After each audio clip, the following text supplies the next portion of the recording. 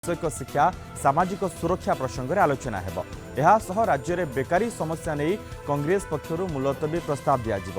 ରାଜ୍ୟର ବେକାରୀ ସମସ୍ୟା ବଢ଼ିବାରେ ଲାଗିଛି। ଲକ୍ଷ ଲକ୍ଷ ଲୋକ ଦାଦନ ଖଟିବାକୁ ବାହାର ରାଜ୍ୟକୁ ଯାଇ ନିର୍ଯାତନାର ଶିକାର ହେଉଛନ୍ତି। କାହିଁକି ରାଜ୍ୟ ସରକାର ନୀରବ ଦ୍ରଷ୍ଟା ସାଜିଛନ୍ତି? ଏହି ମୁଲତବୀ ପ୍ରସ୍ତାବ ଆଣିବ କଂଗ୍ରେସ।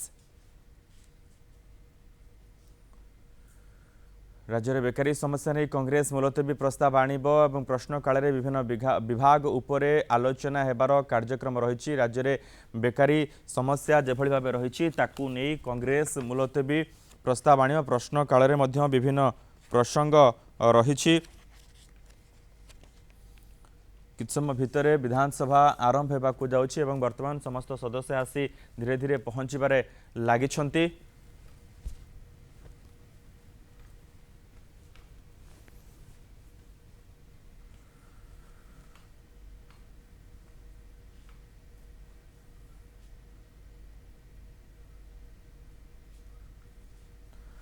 प्रश्नकाल इस्पात खनि विभाग शिल्प सूक्ष्म क्षुद्र मध्यम शिल्पर खर्च दाबी उपरे आलोचना हेबो। सेपरि महिला शिशु विकास विभाग मिशन शक्ति विज्ञान और कारीगरी बयन शिल्प हस्ततंत्र दक्षता विकास वैषयिक शिक्षा सामाजिक सुरक्षा प्रसंग में आलोचना हेबो। एहासह राज्य में बेकारी समस्या नहीं कांग्रेस पक्षर मुलतवी प्रस्ताव दियाजिबो। वर्तमान बाचस्पति पहुंची सारी गृह कार्य आरंभ होगा जाउछि। Question number 361 deleted. Question number 362 Makaranda Mudali present. Vigyana Kariyari Mantri.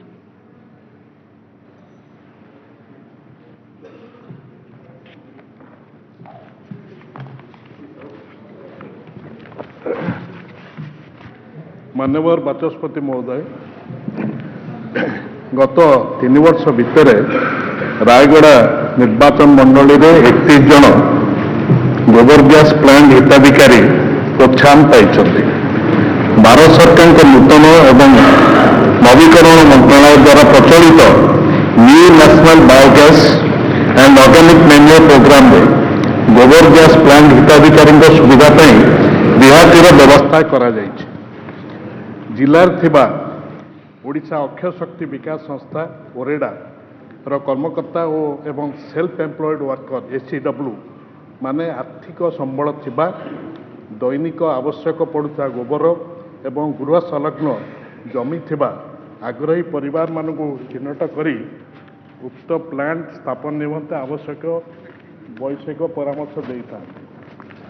बिजुली खर्च कमेवा ए प्रश्न अन्य गोटे दिग बिजुली खर्च कमेवा 11 ग्रामर 184 परिवार को सोलार होम लाइटिंग सिस्टम रे विद्युतकरण करा जायछि एवं 29 सौर सड़क बत्ती बा स्ट्रीट लाइटिंग स्थापन करा जायछि। या द्वारा 184 परिवार उपकृत होइछन्ति। उक्त 11 ग्रामर विवरणी अनुशीलन करे प्रदान करा। माननीय मकरंद मुदली बाचस्पति महोदय आज गृह रे आम रायगड़ा निर्वाचन मंडली गोटे उपात अंचल पूरा बण पहाड़ घेरा एटी प्राय 90% कृषि उपर आम अंचल निर्वाचन निर्भर करती। तेणु ये जो सोलार सिस्टम माध्यम एवं ये जो गोबर गैस प्लांट माध्यम यहाँ बहु दिन एटा समस्ते जो मैंने चाषी मैंने जो मैंने इंटरेस्ट अच्छा से मैंने करुँच किंतु ये उपरे से मानू सचेतन आवश्यकता अच्छी जोटा कि गोबर गैस गोटे चाषी परिवार लाइट जलिब रोषे भी करहब एवं जो विभिन्न समय इमरजेंसी क्षेत्र में सेटा लाइट भी जलिब रोषे भी करहब। तेणु यही गोबर गैस प्रत्येक चाषी जो अच्छा से मैंने केमती सचेतन हेबे एवं गोबर गैस को यूटिलाइज केमती करेंगे एवं सेटा चाष में व्यवहार हो पार। तेणु से बाबद लोक सचेतनार आवश्यकता अच्छी एवं प्रत्येक चाषी को एटा जोगाई दिया मंत्री महोदय को आपण माध्यम अनुरोध कर सोलार सिस्टम माध्यम जो गैस जो जेहेतु प्रत्येक लोक यूज कर पारुना प्रत्येक गाँव में गैस माध्यम जिते सरकार भारत सरकार एवं राज्य सरकार जिते योजना करुँच प्रत्येक परिवार को पहुँचुनी आज भी पहुँचनी। तेणु समस्त को तो ସମସ୍ତେ ଗ୍ୟାସ୍ ୟୁଜ୍ କରିବେନି। ତେଣୁ ଏ ଯେଉଁ ଯେଉଁମାନେ ଗାଈ ଗୋରୁ ଚାଷୀ ପ୍ରକୃତରେ ଚାଷୀ ଗାଈ ଗୋରୁ ରଖୁଛନ୍ତି ଯାହା ଗୋବର ଖତ ମାଧ୍ୟମରେ ଗୋବର ଗ୍ୟାସ୍ କରିହେବ। ତେଣୁ ଏ ବାବଦରେ ସଚେତନତା ସୃଷ୍ଟି କରିବା ଏବଂ ଲୋକଙ୍କୁ ହିତାଧିକାରୀକୁ ଅଧିକ ମାତ୍ରାରେ ସାମିଲ କରିବା ପାଇଁ ଆପଣଙ୍କ ମାଧ୍ୟମରେ ମନ୍ତ୍ରୀଙ୍କୁ ଅନୁରୋଧ କରୁଛି। ମାନ୍ୟବର ମନ୍ତ୍ରୀ। ମାନ୍ୟବର ବିଧାୟକ ଯେଉଁ ପ୍ରସଙ୍ଗଟି ଉତ୍ଥାପନ କରିଛନ୍ତି ଯେ ରାୟଗଡ଼ା ଆଜି ଯେହେତୁ ତାଙ୍କରି ଜିଲ୍ଲା ଅଞ୍ଚଳର ଏବଂ ସେଠି 90 ଭାଗ ସୋଲାର ପ୍ଲାଣ୍ଟ ଆବଶ୍ୟକତା ରହିଛି ବା ଚାଷୀମାନେ ଚାହୁଁଛନ୍ତି ଦୁର୍ଗମ ଅଞ୍ଚଳ ଯେଉଁଠି ବିଦ୍ୟୁତକରଣ ବ୍ୟବସ୍ଥା ଏପର୍ଯ୍ୟନ୍ତ ହୋଇନାହିଁ। ତେଣୁ ତାଙ୍କୁ ପ୍ରୋତ୍ସାହନ ଦେବା ପାଇଁ ଏହି ଯୋଜନା ଅନ୍ତର୍ଗତ ଆମେ କହିସାରିଛୁ ଆଗରୁ ଯେ 144ଟି ପରିବାର ଏଥିରେ ଉପକୃତ ହୋଇଛନ୍ତି ବିଭିନ୍ନ ରାୟଗଡ଼ା ବ୍ଲକ ଆଉ କାଶୀପୁର ବ୍ଲକର।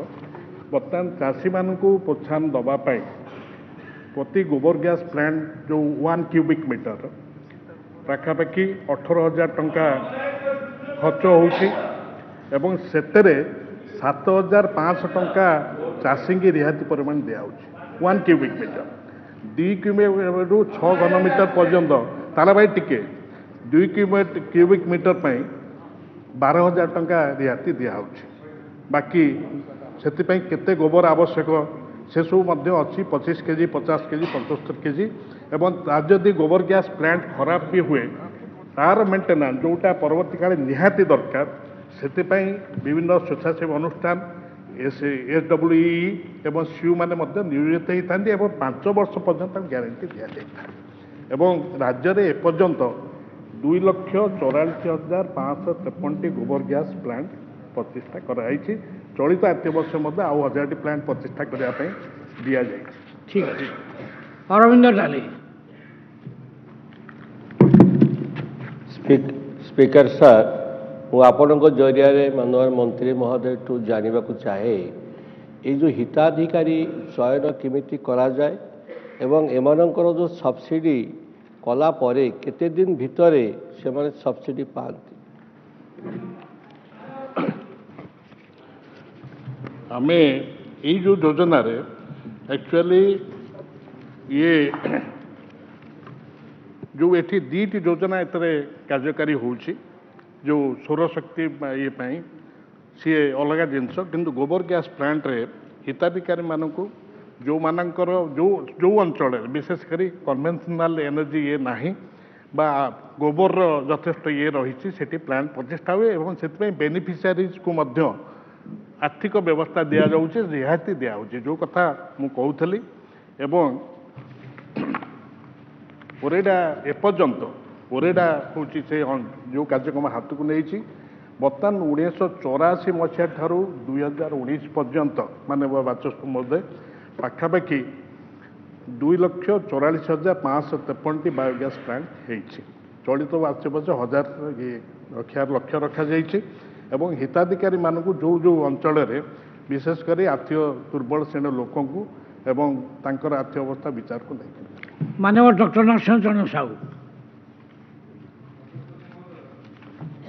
ମୁଁ ନିର୍ଦ୍ଦିଷ୍ଟ ଭାବେ ମାନନୀୟ ମନ୍ତ୍ରୀଙ୍କଠାରୁ ଚାହୁଁଛି ଯେଉଁ କଞ୍ଜ୍ୟୁମର ମାନେ ସୋଲାର ଏନର୍ଜି ନିଜ ଘରେ ଲଗାଇବା ଲାଗି ଚାହିଁବେ ତାଙ୍କ ପାଇଁ କ'ଣ ପ୍ରୋତ୍ସାହନ ଅଛି, ରିବେଟ୍ ଅଛି ଏବଂ ସେ ଅନୁଯାୟୀ କେତେ ପରିବାର ବର୍ତ୍ତମାନ ସୁଦ୍ଧା ରାଜ୍ୟରେ ଏ ବାବଦରେ ସୋଲାର ଏନର୍ଜି ବ୍ୟବହାର କରୁଛନ୍ତି? ମାନନୀୟ ବାଚସ୍ପତି ମହୋଦୟ, ଇଏ ଗୋଟିଏ ସୋଲାର ଏନର୍ଜି ବର୍ତ୍ତମାନ ଯେଉଁ କୁହାଯାଉଛି କ୍ଲିନ୍ ଏନର୍ଜି ଆଉ ଗ୍ରୀନ୍ ଏନର୍ଜି ବର୍ତ୍ତମାନ ସେଇଟା ଉପରେ ଗୁରୁତ୍ୱ ଦିଆହେଉଛି। ପାରମ୍ପରିକ ବିଦ୍ୟୁତ୍ ଶକ୍ତି ଛଡ଼ା ଆମର ଯେଉଁ ନର୍ମାଲ ଲାଇନିଂ ଏଇଟା ଚାରିଆଡ଼େ ବର୍ତ୍ତମାନ ତା ଉପରେ ଅଧିକ ଗୁରୁତ୍ୱ ଦିଆହେଉଛି। କେନ୍ଦ୍ରୀୟ ସ୍ତରରେ ମଧ୍ୟ ଗୁରୁତ୍ୱ ଦିଆହେଉଛି, ରାଜ୍ୟ ସ୍ତରରେ ମଧ୍ୟ ଗୁରୁତ୍ୱ ଦିଆହେଉଛି। ଯୋଡ଼ିଏ ଯୋଜନା, ଗୋଟିଏ ହେଉଛି ସୌଭାଗ୍ୟ ଯୋଜନା, ପ୍ରଧାନମନ୍ତ୍ରୀ ସୋଲାର ବିଜଲି ହର ଘର ଯୋଜନା ଗୋଟିଏ ଏବଂ ଆଉ ଗୋଟିଏ ହେଉଛି ଯେଉଁଥିରେ ଇଣ୍ଡିଭିଜୁଆଲ ଯେଉଁ ସୌଭାଗ୍ୟ ଯୋଜନାରେ ଇଣ୍ଡିଭିଜୁଆଲ ହାଉସ୍ ହୋଲ୍ଡକୁ ପ୍ରାୟୋରିଟି ଦିଆଯାଏ। ସେମିତି ଆଉ ଗୋଟିଏ ଯୋଜନା ରହିଛି ତାକୁ କହୁଛନ୍ତି ଡିସେଣ୍ଟ୍ରାଲାଇଜ୍ ଡିଷ୍ଟ୍ରିବ୍ୟୁସନ୍ ଜେନେରେସନ୍ ବା DDG ପ୍ରୋଗ୍ରାମ। ଇଏ ଗ୍ରାମଗୁଡ଼ିକରେ ଏଥିପାଇଁ ଷ୍ଟ୍ରିଟ୍ ଲାଇଟିଂ DDG ଜରିଆ ହୁଏ। ଏଇ ଯେଉଁ ସୌର ଯେଉଁ ବ୍ୟବସ୍ଥା କରାହେଉଛି ଘର ଘର ଯେଉଁମାନେ ହିତାଧିକାରୀ ସେମାନଙ୍କୁ ସୌଭାଗ୍ୟ ଯୋଜନାରେ ବିଦ୍ୟୁତକରଣ ସାମଗ୍ରୀ ଦିଆଯାଇଥାଏ ଏବଂ ଏଥିପାଇଁ କେନ୍ଦ୍ର ସରକାର 60 ଭାଗ ଅନୁଦାନ ଦିଅନ୍ତି ଏବଂ ରାଜ୍ୟ ସରକାର 40% ଅନୁଦାନ ଦିଅନ୍ତି। ଆଗରୁ ଏଇଟା ପୂର୍ବ ସରକାର 90-10 ଥିଲା, ଏବେର ସରକାର ଯିଏ ଅଛନ୍ତି କେନ୍ଦ୍ରରେ ତାକୁ 60-40 କରିଛନ୍ତି। ଆଗରୁ 90-10 ପାଉଥିଲେ ଯେ ବର୍ତ୍ତମାନ ସୌଭାଗ୍ୟ କାର୍ଯ୍ୟକ୍ରମ ଯେଉଁ ରହିଛି ଯେଉଁଟା ଇଣ୍ଡିଭିଜୁଆଲ ହାଉସ୍ ହୋଲ୍ଡରେ ହୋମ୍ ଲାଇଟିଂ ସିଷ୍ଟମରେ ଗୋଟେ SPB ମଡ୍ୟୁଲ୍ ଅଛି ଏବଂ ତା ଦେହରେ 3ଟି LED ବଲ୍ବ, ଗୋଟିଏ LED ଟ୍ୟୁବ୍ ଲାଇଟ୍, ଫ୍ୟାନ୍ ଗୋଟିଏ pedestal or ceiling, solar DC charger controller battery tank ମଧ୍ୟ ରହିଛି ଏବଂ ଏଇ ଯେଉଁ ଜିନିଷ ଗୁଡ଼ିକ ହେଲା ହିତାଧିକାରୀଙ୍କ ରକ୍ଷଣାବେକ୍ଷଣ ପାଇଁ ଯିଏ କରିଥିବ ଭେଣ୍ଡର ତାକୁ 5 ବର୍ଷ ପାଇଁ ଦାୟିତ୍ୱ ଦିଆଯାଏ ଏବଂ ବର୍ତ୍ତମାନ DDG ସ୍କିମ୍ରେ ଯେଉଁଟା ଷ୍ଟ୍ରିଟ୍ ଲାଇନିଂ ଇୟର ସୌରଶକ୍ତି ମାଧ୍ୟମରେ 21ଟି ଜିଲ୍ଲାର 392ଟି ଗ୍ରାମକୁ ବିଦ୍ୟୁତକରଣ କରାଯାଇଛି ଏବଂ ଏଥିପାଇଁ 123.44 କୋଟି ଟଙ୍କା ବ୍ୟୟ କରାଯାଇଛି ଏବଂ अन्य 11,448 सौभाग्य कार्यक्रम जोटा इंडिविजुअल हाउस होल्ड से विद्युतकरण कार्यक्रम चली ए बाबद 65.31 व्यवस्था करा ठीक श्री अमर प्रसाद शतपथी सर जो भाव में परिवेश संतुलन विभिन्न जगार जो भारसाम्य से रोनी एवं इकोलोजिकल बैलेंस आमर समस्त गुरुत्व वर्तमान केवल खाली जो थर्माल पावर स्टेशन नुहे एवं जल विद्युत जो जलर मध्य संकट हो संभव होनी तेणु अणपारंपरिक रीति से सौरशक्ति हो पवन चालित हो गोबर गैस हो जो करने उद्यम हो निर्दिष्ट चाहूँगी जो उत्पादन होमर से ग्रिड प्रतिष्ठा करने सरकार किसी पदक्षेप ने कारण ये जो नॉन कन्वेंशनल सोर्स टू जो गुड़िक उत्पादित हम यदि ग्रिड नजीब इंडिविजुअल तो जहाँ चाहिदा ताकू करेंगे ता सागर आम प्रोत्साहन दौचे से व्यवस्था अच्छी कि सर बाचस्पति आपन मोटे गोटे परामर्श जे आम विधानसभा को जेहेतु आम क्लीन एनर्जी कथा कहले ग्रीन एनर्जी और समस्त प्रकार उत्ताप को ह्रास करने ये जो कार्यक्रम आमर आवश्यकता अच्छी प्रकृति जहाँ आमको दे सौरशक्ति देती सर ये विधानसभा को सौरशक्ति ये जो कार्यक्रम करें अंतर्भुक्त करेंगे कि कारण विधानसभा चाहिदा को मेंटेन करहब एवं ये जो परिवेश सुरक्षा ये सहायक हम ये मॉडल है बहु जो सचिवालय आरंभ कर अन्य फॉलो करेंगे मानव मंत्री मान्यवर विधायक परामर्श उपाध्याय मानव बाचस्पति महोदय खाली ये गोटे कथा कह चाहूँगी आम जो Odisha renewable energy development agency अच्छी ता देहरे अनेक गुड़े कार्यक्रम आम नहीं से सोलार वाटर पंपिंग ये रही सोलार वाटर पंपिंग प्रोग्राम रही रूफटॉप सोलार पावर प्रोजेक्ट जोटा बहुत इंपोर्टेंट फनी पर जो बात्या है एपाई बहुत लोग आग्रह देखा रूफटॉप सोलार पावर बैंक तार नेट मीटरिंग हम से गोटे MOU सर्कुलेट BDA बा अन्य संस्था सहित सरकार विशेषकर जहाँ मान्यवर विधायक कहते विभिन्न सरकारी जो कोठाबाड़ी एवं विभिन्न शिक्षानुष्ठान अनेक जगार ये रूफटॉप सोलार ये करने आम प्रस्ताव नहीं कार्यक्रम आरंभ करूँ।